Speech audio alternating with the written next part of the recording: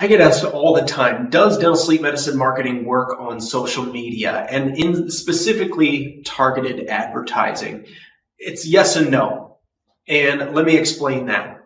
If you have the right staff in place, if you have the right workflows in place, and if you're able to confidently and competently deliver trust and value to the patient, then yes, absolutely dental sleep medicine marketing on social media, targeted advertising can work very, very effectively.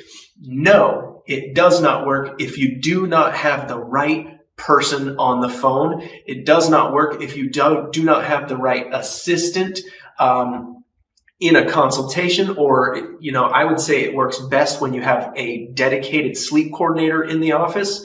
As far as workflow goes, if you do not have a solid and consistent solution for home sleep testing as well as third-party billing, I would say that no, it will not be successful. And also, if you are not confident and competent in how to deliver value and go above and beyond to display to people that do not know, like, or trust you that they should like and trust you and move forward with your services and give you money, then you're going to have to change some things and go above and beyond in order for social media advertising to work in your dental sleep medicine practice.